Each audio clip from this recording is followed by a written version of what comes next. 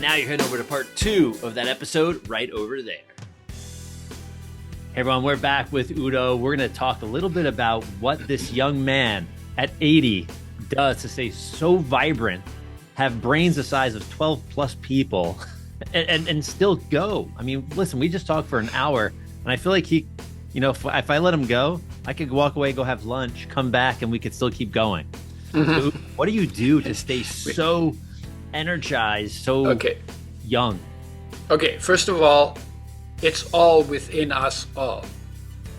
And I do like my time, 9 o'clock is when we started the interview. Mm-hmm. So I got up at 7, and the first thing I did at 7, lying in bed, was that's my stillness practice, where you're by yourself in a safe place, and you take the time to be alone, alert, aware,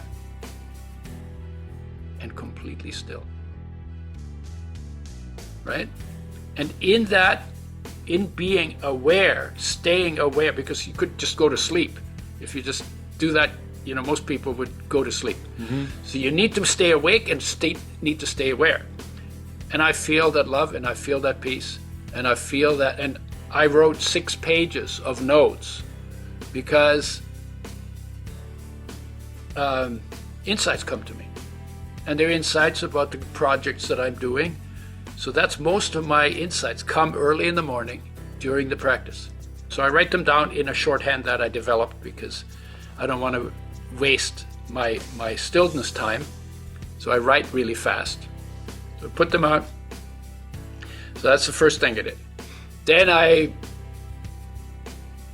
go in the bathroom and do my stuff, brush my teeth and all that. Then I put on my clothes. I hang up my chinning bar in my door. And then before I come upstairs, I actually do a few, and that gets the energy moving. You're doing pull-ups. Yeah, pull-ups. At right? 80. Chinning all right, bar. everybody, Yeah. pay attention. Yeah. Pay attention to them. How many can you do? Yeah. I do gardening jobs, and I still take trees down and do pruning and stuff like that too. So, and dig out roots and that kind of stuff. But I do that every day because you have a body for activity. If you don't have any activity, you don't need a body. Physical activity, and because I live in the city and I'm not going and slogging rocks and chopping trees down and, doing that kind of physical work, I have to do something physical. Then I came upstairs and bounced on the trampoline a little bit. On the other side, I got a medicine ball. So and then sometimes I'll just dance in the living room, just like, movements, backwards and forwards, and, just why? Because it feels good. I don't do it for show. I do it because it feels good, and I like to keep body and soul together. If you don't do exercise, eventually your body and your soul will drift apart. It is now 12, so I'm ready to eat. So I don't eat until noon, and I do all my eating in the next 8 hours. And so I'm eat 8 hours, off 16 hours. It's called intermittent fasting, and it turns autophagy into gear. And autophagy is when you don't have food to eat, then your body cleans up the messes inside the body and eats those and recycles the parts. So that's good for health. And then at some point, I'm going to do my routine, 8,500 units of vitamin D, some vitamin C, zinc, quercetin, NAC, selenium, and a few other things. I take magnesium, and then mostly my eating, raw, whole, plant-based, organic. Because if you look at nature, the standard nature set for all creatures that eat in nature was fresh, whole, raw, organic. For human beings, probably mostly plant-based. Because when we only had rocks to hunt with, The hunters came home without meat most of the time. And when they had no meat, they ate vegetables. And because the vegetables don't run, the plants don't run away and they don't fight back. So they're easy to hunt down and kill, right? So I do that, and I go out for a drink. It's a matcha turmeric with almond milk, all unsweetened. I'm not big on sugar. In fact, I think it's toxic. I think sugar is toxic, white flour is toxic, and white oils are toxic. Because what we do is these are our energy foods, right? But energy in the body, I call it the fire of life. If you want to have lots of energy, but if you have a strong fire in your body, it's going to throw sparks. So you need spark control. Well, what's that? Well, your spark control comes from antioxidants, anti-inflammatories, in spices, but in all whole foods. And when we make white sugar, white flour, and white oils, what we do is we separate the fuel from the spark control. And that's why those foods get you inflammation, because inflammation is free radicals doing damage randomly in your tissues because you took away the spark control. So why eat stuff like that? So fresh, whole, raw, organic, mostly plant-based. I get tahini, and I pour off the tahini oil, which is an omega-6 oil. And I put my oil in it because it's omega-6 and omega-3. And omega-3s have more energy than omega-6s. They're 5 times more chemically active. They increase oxidation rate. They increase metabolic rate. They increase stamina. And they speed recovery. And we've done studies with athletes, 40 to 60% increase in stamina if they use a tablespoon per 50 pounds of body weight per day of the oil blend mixed in food intake spread out over the course of the day. 40 to 60%. And your hormone cell, your cells get more energy to do whatever is their job, muscle cells and nerve cells and hormone making cells and so you're giving the body, your hair grows about 25% faster, so do your nails. They form a barrier in the skin against the loss of moisture. So I make that mix, tahini with Udo's oil, and then I dip broccoli in it. I end up put a bunch of spices in there, black seed and turmeric and ginger and curry, ashwagandha, amla, bacopa, cayenne, pepper, cloves. So I mix all that in there. So I have my broccoli with tahini, with spices, with oil. And that's how I eat. And then I eat seeds and nuts, and I basically eat vegetables, fruit, not doing dairy, not doing meat, not doing eggs. And the older I get, I wasn't always like that, but the older I get, the better that works for me. And I have energy. I don't have any allergies. I have no inflammation.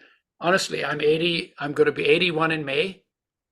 I don't have any pain in any of my joints because I don't have any inflammation in my body. And one more thing, omega-3s. I don't know if I told you that. But omega-3s are really interesting. They are the highest energy fuel in the body. So they should throw quite a few sparks, and they do. But 20% of the omega-3s you eat, if they're made with health in mind, and you don't end up putting toxins in your body because they're not made with health in mind, but if they're made with health in mind, 80% is burnt for fuel to build the fire, and 20% is converted into other molecules with regulatory functions, with hormonal functions, with antioxidant, anti-inflammatory functions. And here is a molecule, omega-3. It's the only molecule of the essential nutrients that is both fuel and turns into its own spark control. How cool is that? Yeah. And so, you need both omega-3 and omega-6.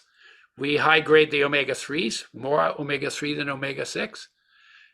And that's one of the reasons I have energy to burn. But it helps also to sit still, and also helps that I feel really good about being alive, right? Because if Yeah. you don't feel good about being alive, that's depressing.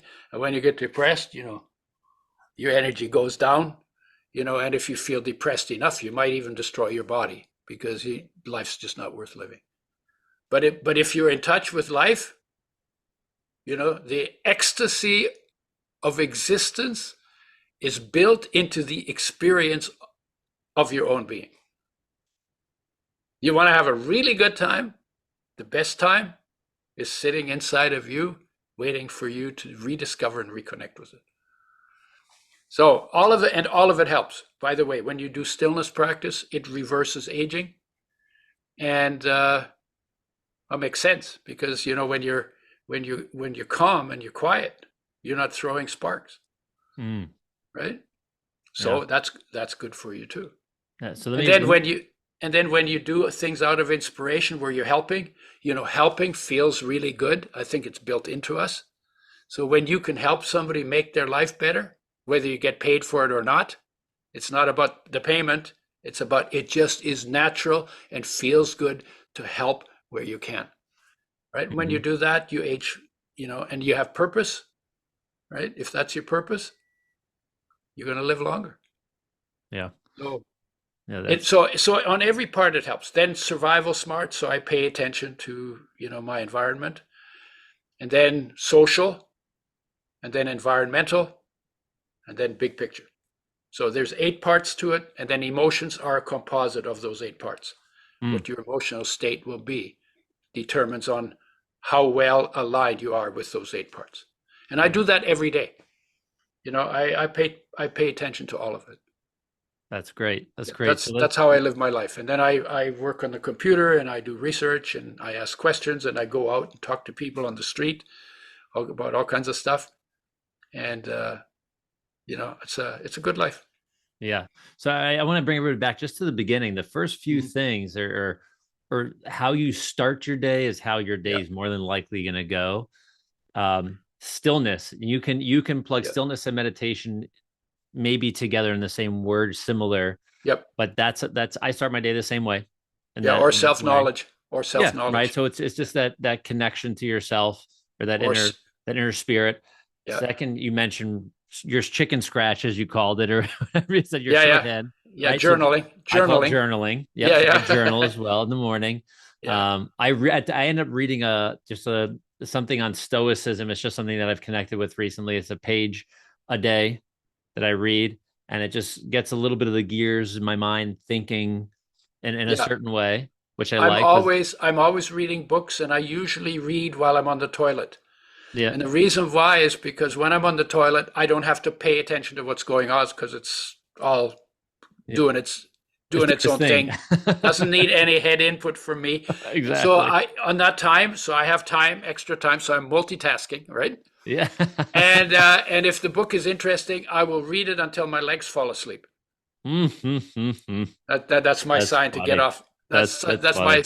sign to get off the toilet. Right, but that's important, right? So and so it was the meditation, the stillness, the Yeah, journaling. What was the third thing he said was movement. yeah, yeah, yeah, Udo is 80 years old, pulling out, ripping up pull-ups. Okay.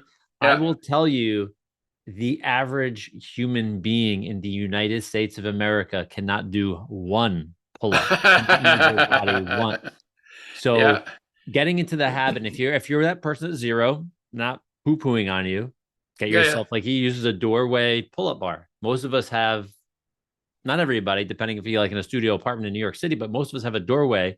You can buy a $20, $30 pull-up bar, even if it's jumping up, holding and doing a negative and letting it go. But yeah, movement, start to activate that body. You get your blood going, you get your oxygen flowing and all of this stuff. yeah, And we spoke about his diet and all of these things. And one thing that I've had conversations with people that do carnivore eating, that do all of these different variations of food. And I feel like my head needs to be unscrewed to look at all of this at some point.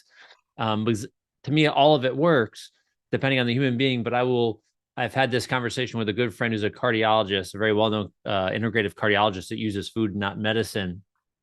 You know, he talks about hunter gatherers, and I said, well, I think we were probably more gatherer hunters, Yeah, that's what I say right? too. Yeah, Yeah, at we this were point, gatherer I hunters. mean, unless we were, what do they call them? We're not Homo sapiens. We were Neanderthals. Our primary food Yeah, source was meat, but that's why yeah, Neanderthals didn't live as long as we did. yeah. But Right? also where there were when there were buffaloes, there Yeah. were tribes that ate quite a bit of meat, and the Inuit in the north, Yep. they basically got a lot of meat because Seal there's and no vegetables on ice floes, yep. right? Yeah. So there were people who ate different, and I think we're geared to be able to eat or digest what we eat because we lived subsistence Yeah. for most of our history. Yeah. But I think a healthier diet, all told, and there's lots of research on it now, is mostly plant-based. Yeah.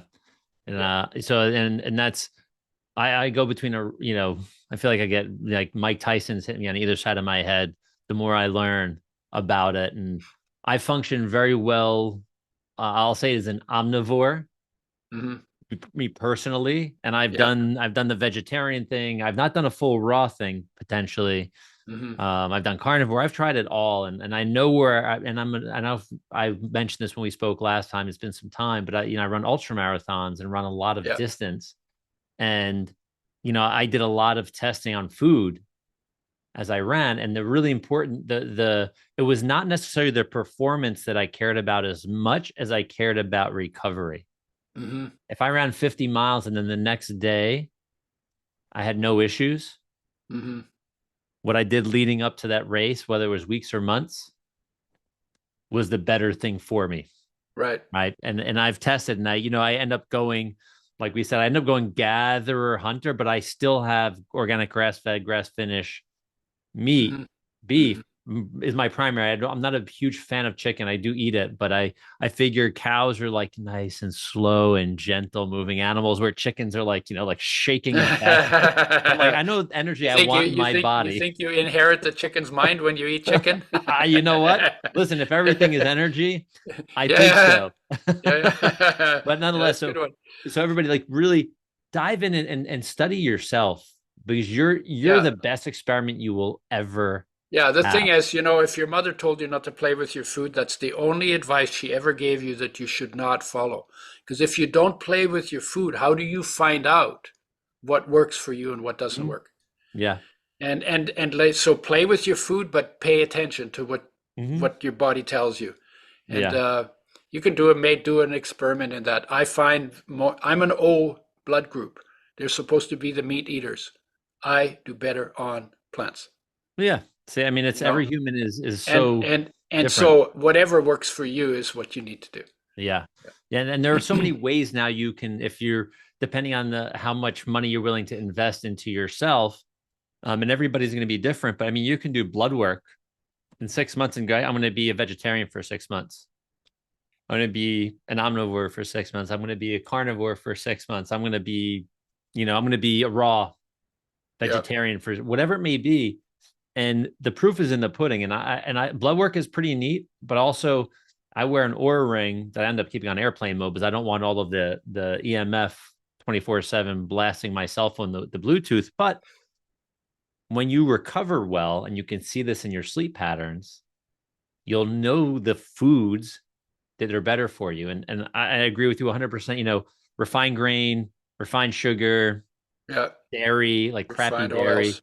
the bad oil. Now, what do you? So, yeah, but those things I'll say like those are things you should do your best to avoid at least 90 to 100% of the time.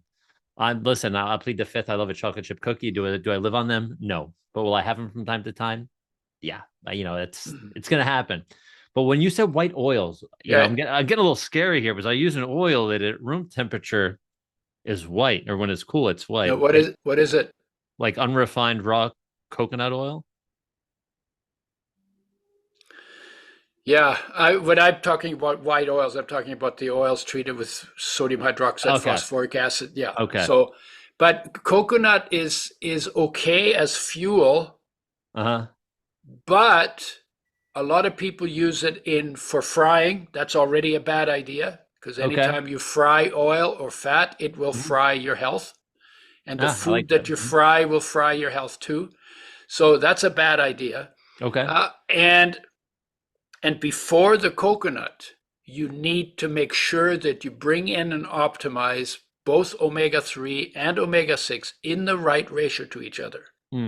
Yes. When you've optimized that, then the coconut's not a problem. A lot of keto people just use saturated fats. That's not sustainable. And they don't like to work with oils because oils are really sensitive and they need care. And they want something that you can throw under your bed or on a shelf somewhere and it'll just sit there and it won't spoil.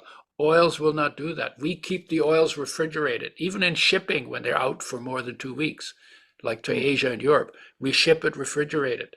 And it's refrigerated in the factory and it's refrigerated in the store and you refrigerate at home and you never use it for frying. You add it to foods after they come off the heat.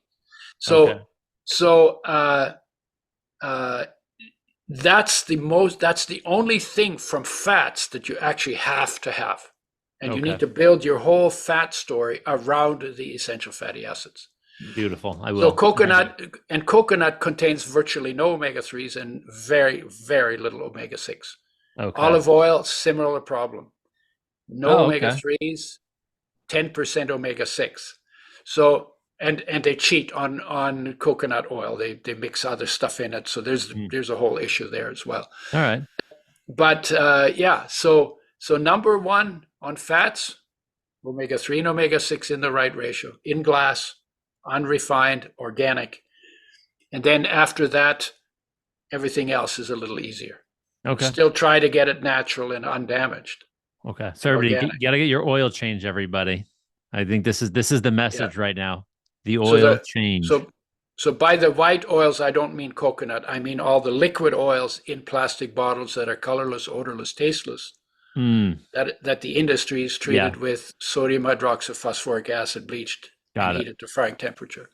I call those the white oils. Just got a white sugar, white oil. Good. Thank you for clarifying. Perfect. Perfect. All right, everybody.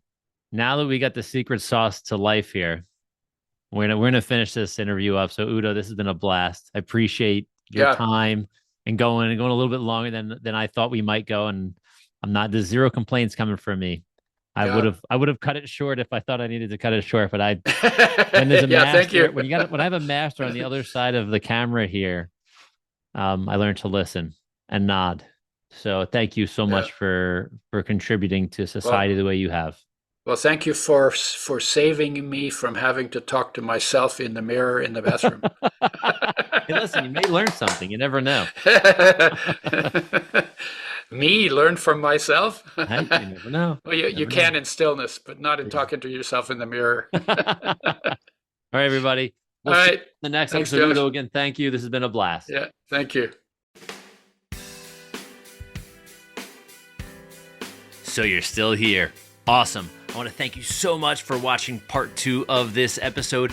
Make sure you scroll down on the page you're on right now and join our tribe of human-powered life heroes. You definitely want to be the first to get information on new episodes, new videos, product launches, live events, affiliate discounts, and so much more. So have a great day, evening, or night, and we'll see you on the next episode. Bye-bye.